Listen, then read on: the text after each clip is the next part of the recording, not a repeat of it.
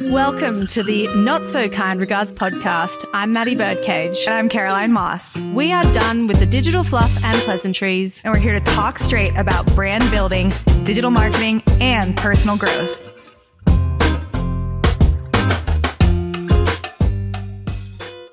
This episode is, of course, brought to you by Birdcage Marketing, the forward-thinking business growth and digital marketing brand that started this all. If you are a small, medium, or large-size business, don't know how to get started, or need to tighten up your digital marketing efforts, we are currently taking on new strategy and virtual marketing manager clients. Let us shape your strategy, give you the action steps you need to implement, and then hold your hand as you and or your team implement the exact process that will take you from where you are now to where you want to be. To get started, book your discovery call at birdcagemarketing.com.au, and let's do this.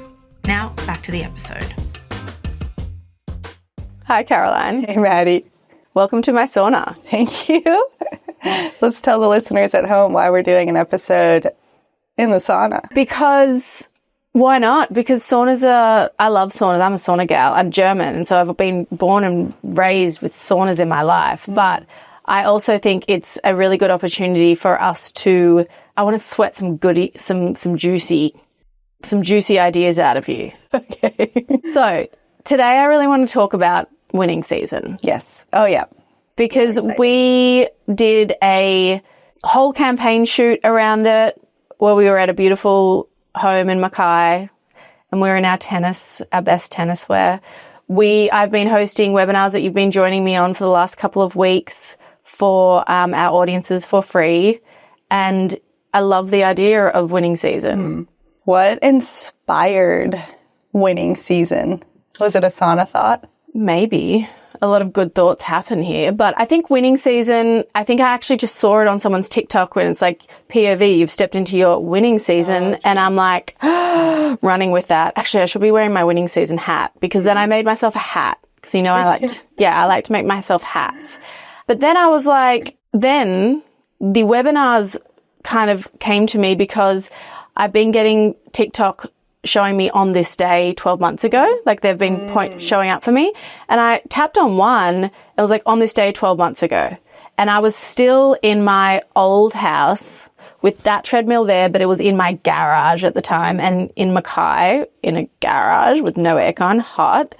But it was like, hotter. Why do you have a sauna in Mackay? Don't you just go outside? But I literally looked at it and I was 30 kilos heavier, which, as I keep saying, it's not about the weight loss, but it's this heavy energy, this energy that I think is so... look in your eyes when you post those videos of like the before and after. It's in the eyes. Yeah. It's like you have this new vibrancy about you. 100%. Absolutely. And it's like, I couldn't believe that it was only 12 months ago that I was still living my old life. I was still in my old house. I was still in that old energy, in those old thoughts. And yeah. You just feel like this life that you have now, you feel like you've been in it for a while. Yeah. I feel like I've gotten back to myself again. I know that we were talking on another episode about how a lot of us actually in the team, we were these authentic humans when we were in like primary school, or what do you call them in the States? Elementary school. And then we go into high school and we kind of try and fit ourselves into this box and we shrink ourselves. And then it's not until we've hit our 30s that we've kind of come back to that primary school, elementary school version, most authentic version of ourselves. And that's where I feel like, that's where a lot of us feel like we're at right now. But the energy, this winning season energy that I'm in now, like that's kind of like, it's that energy. It's like, it's the brazen, innocent, naive, unstoppable energy of when you were a child. Playful. Yeah. It's like where play was your biggest job, and where you felt like, yeah, you can go, sure, I can be whatever I want to be. Yeah. So, yeah, I'd really love to dive into winning season for our podcast listeners, talk about the main points of what it is, how to get into winning season, and obviously share the tools and the support that we offer people if they want to step into their winning season. And when you chose winning season, I was like, oh, it didn't really mean a lot to me. Like, I didn't really get it. And then I've sat in on quite a few of your webinars now to support you and ask questions in the chat. And what I really like about it is that you're hyping people up. You get the people going. And the reason I think it resonates with people so much is because they're just tired. They get to this point where they're just like tired of disappointing themselves. Yeah, definitely. It's like they're sick of their own shit. And that's the point I got to last year. I mean, 12 months ago, things weren't even that bad for me. Like 12 months prior to that, again, was like, that was a whole different story. That was like, I wasn't earning money. We were going into tax debt, like a lot. That wasn't even that bad. But I think what it is, it's like, it really is the inner work. It's the mindset stuff. That's the biggest thing. It's the health stuff. It's the personal care stuff. And it's having like your outward world reflect back to you what you're trying to embody. For sure. So, by the way, Maddy knocked over my water, so I'm double hot. Well, you can go and get yourself some water if you want. You can share my glass. What is winning season? I define it as a period of time where you are smashing your goals, where you are feeling unstoppable, where you have this momentum behind you and everything is just flowing for you. It's about being in this flow state.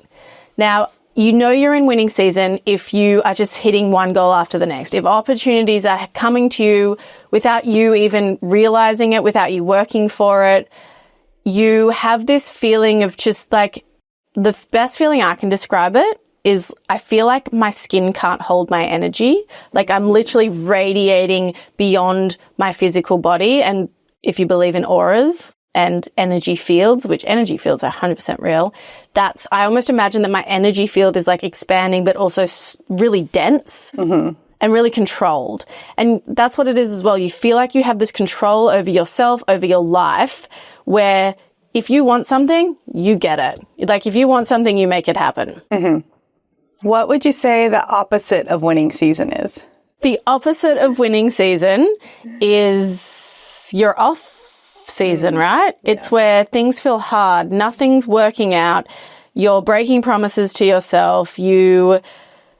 Everything you just feel like there's a barrier at every point. You're probably experiencing burnout. You're just not feeling your best self. Bringing me back to like my high school years of playing competitive soccer. Really? Yeah. And like those games where you'd step on the field and like you were just like a star and just everything worked well. And then there was days you stepped on the field and you just like couldn't get your shit together.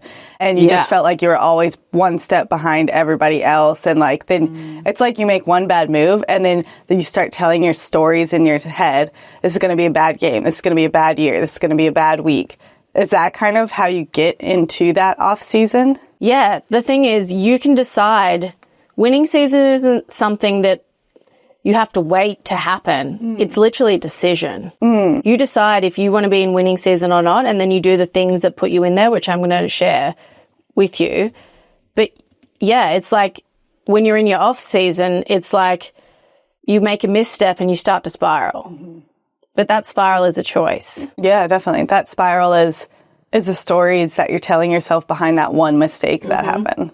That's the thing. It's almost like the amount of energy that you need to use when you're in your off season just to take 2 steps forward compared to, it's almost like you've got, in your off season, you've got the wind in your face and you're trying to push against the wind, right? You're trying to fight against the current, like you're trying to go upstream. Whereas when you're in winning season, you're using momentum and you're using energy to like go with the wind or use the current to push you downstream. So you're actually using so much less of your own energy and you're flowing with momentum. You've like changed the direction or changed the goal or just change your perspective even.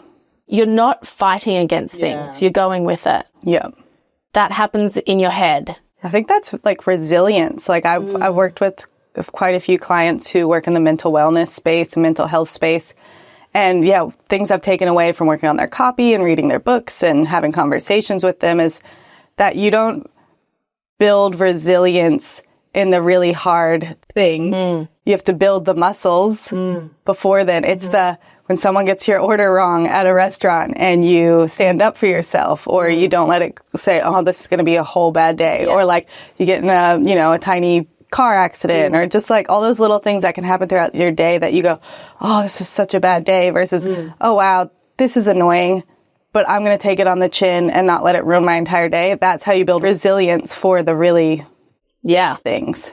Definitely. So, okay, let's talk about how to step into your winning season. Like, how do we actually do it? Because as I keep saying, it's a choice. Yep.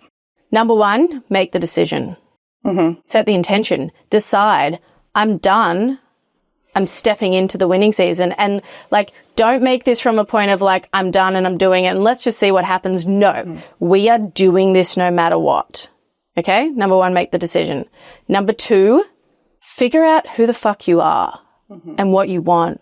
And again, this comes back to your life strategy, or we have a tool in Birdcage Marketing School in the mindset, the vision board. And when I talk about vision boards, people imagine like a 90s montage of like sticking magazine pictures up. There is definitely an element of image searching, but that's like kind of the last part. The first part is understanding what your life values are, like your core values, what matters to you, what your authentic self wants. Then it is about brain dumping out all of the things that you think you want in your life, and then auditing that to understand, is this actually something I want? Or is this something that I've been told that I want? Or is this something that I want people to see that I have? Versus, is this part of my authentic, something that I really want?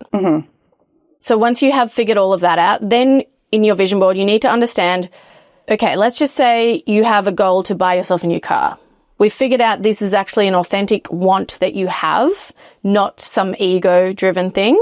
Then you need to decide, okay, what actions does the version of me take who owns this car? Number one, they are financially savvy and they've gone and found the best car loan deal maybe. Number two, they go and test drive the car, which so many people just don't even do that. Number three, they then budget for it. You make, you're financially responsible. You make sure you have the cash. You go and get a good car loan, or can you just buy it outright? You avoid novated leases, please, everybody. We don't want that bad financial decision. Just my opinion. Then you go and test drive the car. You go shop around.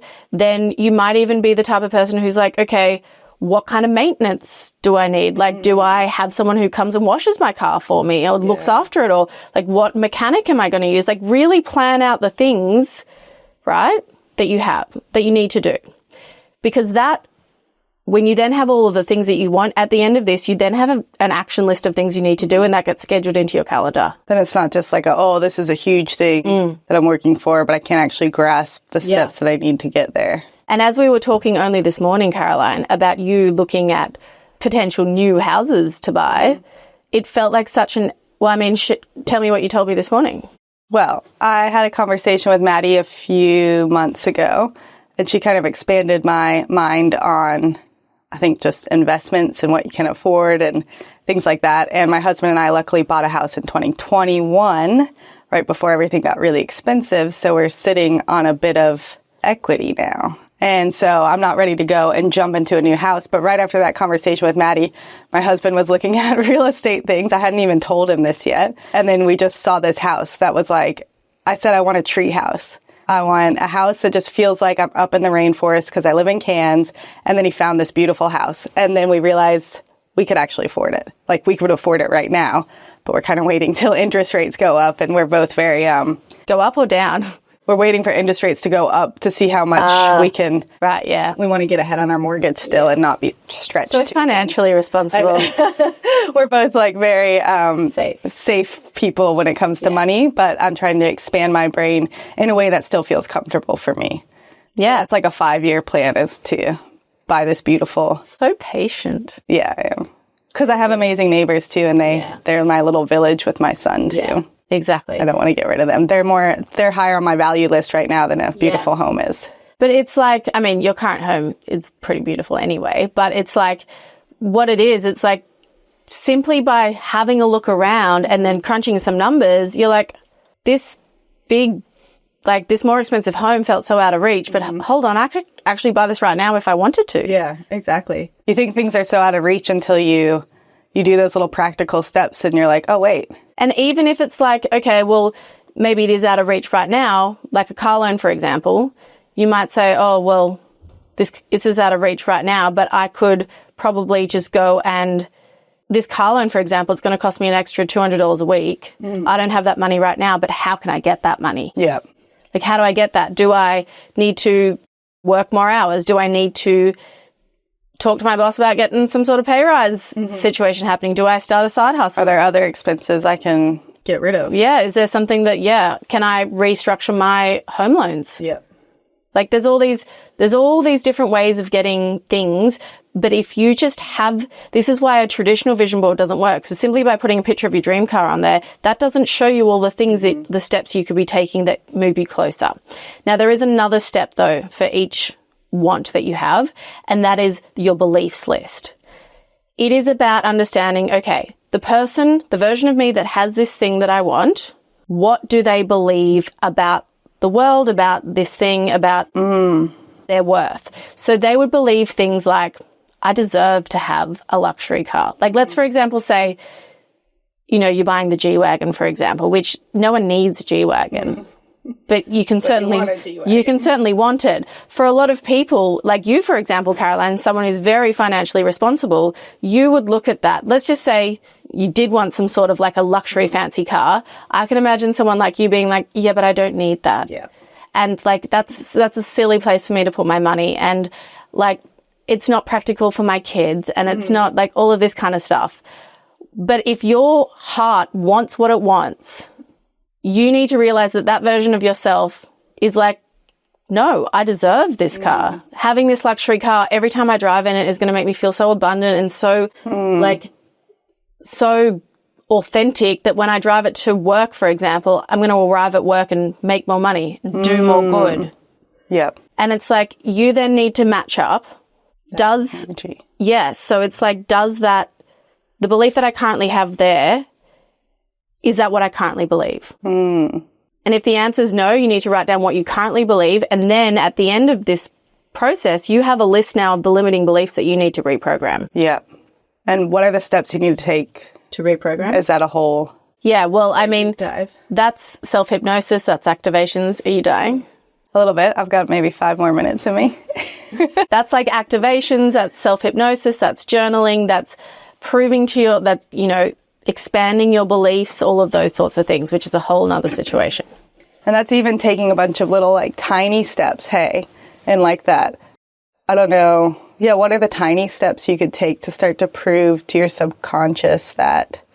Because if you have this belief that it's ridiculous, it's a waste of money for me to buy an expensive car when I could just buy this car, which gets me from A to B, but doesn't make me feel abundant. That is a belief you've probably inherited from your parents who've told you don't waste money on things like that. I want you to go and seek out people that have gone and bought their dream car and good things that have happened since, like me. So you find an expander. Yeah. What I like in one of our favorite podcasts, To Be Magnetic, or is it the Expanded Podcast by To Be Magnetic. Some of her advice even was, if you can't find anybody in real life, you can find like TV shows or books of characters where this is happening, because it's still telling your subconscious. Other people have these things. And then it can come true. I reckon movies, like Legally Blonde was such an expansion for me in showing that a pretty, like, girly girl can go to I mean, I know it's a movie, but it's like, how that must have influenced so many of us. The storyline. Yeah, it's that you don't have to shrink. Just be like, what was it, Blair? Was it Blair? Selma Blair was the actress. That's what. Yeah, and she's like, Vivian, yeah. Very serious, very. But even Elle expanded Vivian to then become more authentic in herself. Yeah. So it's like you can see that flow and effect that being authentic and what that does. Inspire others. Yeah. Having a life strategy and a vision board is very important for winning season, because it's like, that's the map, that's the plan. The next step is then having a marketing plan. And obviously this applies to if you're an entrepreneur, if you are in marketing as a career marketer, if you are a content creator, which if you have any aspirations to have any sort of freedom or any sort of like, social media is the fastest way for you to connect with the people you can best help. So even if you don't consider yourself an entrepreneur or a marketer or a content creator right now, if you have these goals and these visions and these dreams, you need to be using social media. And you have a circle of influence. Even if it's a small circle, you still have a circle of influence and people you're impacting with your message and with the content you share. Even your 65-year-old mother has a circle of influence, you know, like we all do. So it's like you need to leverage that in order to make a difference. Now, after that, you have your life plan, you have your marketing plan. It's then about taking consistent action. It's not about big moves every now and then. It's just about doing the small things. And that is what our marketing strategy and our life strategy, our vision boards that we teach through Birdcage Marketing School that we do for our clients, that is the beauty of them, because they take you through this process to kind of untangle all your thoughts in your brain, and then it spits out this to-do list on the other side. And it's a practical, actionable, realistic to-do list that you can actually hold yourself to. You can do the big steps, but you can also just do the little steps of posting once a day, which is not that unreasonable to think. It's not that hard to do. Build your emails. Build your emails, take the small steps forward, build the trust with yourself that you can do hard things, that you can actually grow this. Because in 3 weeks of following, this is something I like to do. This is like an NLP technique that I've just started doing randomly. Never done NLP. But it's like in 3 weeks, I want you to imagine if you have a 10 out of 10 life and marketing strategy, what happens? I'll tell you what happens. You are posting content consistently. You are keeping promises to yourself. You're growing your email lists. Sure, you may not go viral within 3 weeks, but it's not even about that. But you are posting consistently and building trust with yourself. In 3 months, you are resonating with audiences. You are getting messages from people saying things like, do more content like this. Yeah, like you had that yesterday, you know? Do more content like this, or, oh my God, I needed to see this today, or this just speaks to me, or are you stalking me? Like, how do you, like... I think those are much more powerful comments than going viral. Because going viral is about hacking the system, and I can tell you that because Maddy and I have both gone viral for things we're not... I mean, mine was still aligned with my message, but at the end of the day, you're just like... What did it do for you? Nothing. Yeah. Caused you a whole lot of stress. Yeah. It caused me to burn out from social media for a while. Yeah. So going viral is not the goal. The goal is to build that community and like actually impact people and start to influence people and have your little circles of influence where you're helping. And that's what we want to do, isn't it? We want to impact people. Like most people, most businesses, most creators couldn't even, if they went viral and every person if they got 1 million views, their business couldn't serve 1 million views. Yeah. You don't want 1 million views. You want 500 people to love your shit. We couldn't we could through the school serve 500 people in a day. But through the agency, if we had 500 inquiries in one day, we'd explode. Yeah. We don't want that. No. You don't want to break the internet. No. In 12 months, what then happens is your life is completely transformed because you're you're consistently posting and doing your marketing, doing the things you need to do, doing the mindset work. You're consistently connecting with people. And then if you compound that over 12 months, your life is in a completely different place. And you're building 12 months of habits that just become natural now. Mm-hmm. It's like, let's think of you in 12 months ago. What are some of the little things that you're doing every day that you weren't doing that are like, they're just second nature now? Yeah, that's a really good point, because I was actually thinking to myself the other day, I'm not doing all the self-care things that I usually do. No, but I am. They're just, I don't notice them now because that's just how I live. So it's things like sunlight first thing in the morning. Like, I have the benefit where I always said I want to roll over out of bed and be smacked in the face with the ocean and the sun in the morning. And that's what happens every morning. I watch the sun come up every day. But it's like I have a little lamp over there which actually replicates sunlight. And you blast that in your face. I'll blast you. Let me show you. I'm going to show you. Wait, no, it needs a power cord. It's wild. But it's like you can buy a little lamp that blasts the sunlight. It's things like journaling. Like I used to struggle staying consistent. I usually Feels like a should still to me. It does feel like a should, but it's actually like, it's my therapy. I'm feeling overwhelmed. I'm feeling like my thoughts are like all over the place. I actually carry my journal with me in my laptop bag. And it's kind of a mixture between journaling, to-do lists, like meeting notes. Like it's kind of like just everything. It's just it's brain dumping. It's downloading. It's my thoughts. It's like when you need to exercise, the hardest thing is to put your joggers on and go for a walk. The hardest thing is to sit down and open that journal. Just do it. I saw someone on TikTok the other day, and she said, like, if the executive function is too much for you to get dressed to work out, she's like, I want to show you that you can work out whenever you're wearing. And like, that's her whole thing. Dress? Yeah. I think I saw her. I was like, that's such a good point. And that's what I do. Like, sometimes I just work out in my trackies just for 10 minutes because I'm just proving to my brain that I don't need to go put on my spandex, put on my shoes, because sometimes that is too much for me. Or that takes another 10 minutes when I could have just been already working out for 10 minutes. I used to work out in my pajamas. Yeah, I do that a lot. But I actually find putting exercise stuff on Makes me feel good too. That's the hardest part. And once I've got that on, I'm like, let's fucking go. Yeah. That's why some women just exist in activewear. Yeah. Understood. Because it makes you feel like you worked out. Okay. So after then taking the consistent action based on your plan, there are support systems, which we have gone through in another episode.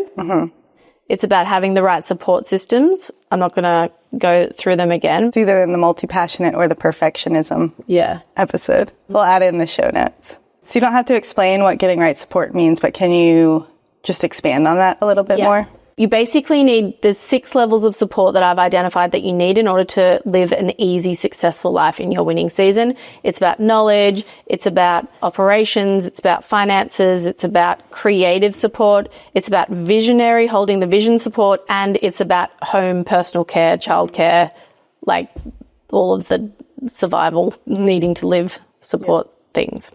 And so I know we're going to do another episode about our favorite self-care practices. Essentially, just to wrap it up, it is winning season is about making the decision. It's about having a life and a marketing plan. It's about then consistently executing on that plan in a way that feels authentic and that fits with your life. It's about having trust with yourself. Building trust, and it is about having the right support. Because if you feel like you can't hold yourself accountable, then you need to put support systems in place that hold you accountable. Whether that's people, whether that's spending money on something, whether that's setting up your house or your life or your office in a certain way that makes you take those habits. Do the things. Maybe it's sticky notes all over your computer that you have to remove every time you turn Alarms on the computer. on your phone or something. Yeah, I have an alarm that goes off every day that says practice gratitude. I always get it the next day and I hit completed, but it's become a normal part of my every day. It's like, I'm so grateful that I have a roof over my head, that my family's healthy and safe. I do definitely struggle with gratitude, but it's something that, again, 12 months ago, I no gratitude. Now it does come quite naturally to me, but it's still something, I don't know, just as a fixer, it's like we always just want to look for something to fix, but it's like, no, there's so much good stuff. You can fix and you can be grateful. You can strive and you can be content. Yeah. I think life is about finding the balance between the two. Absolutely. So if you are ready to step into your winning season, I'm gonna do the offer. What I usually say to people that have gone through the winning season webinar, because if they stay for the full 90 minutes for me, I'm like, these are the people I want in my program. And so I like to incentivize them.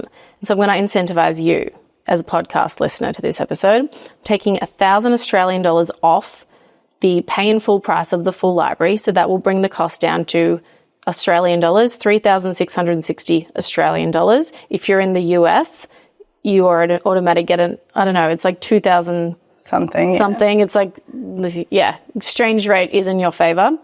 And you're going to get a free one-on-one coaching session with Caroline, which is worth over $1,200 in and of itself. But you have 48 hours to claim it. We're going to make up a code here, Winning Season Podcast, all one word. Put that into the coupon code area at checkout. It is only for the pay in full price. Payment plans, they attract way too many merchant fees for us, so we can't discount payment plans, but there is still payment plan options. But if you're feeling inspired and you want to step into winning season, the full library gives you absolutely everything you need in order to do all of those things. I created the full library before I realized what I'd actually created, which is the exact way to step into winning season.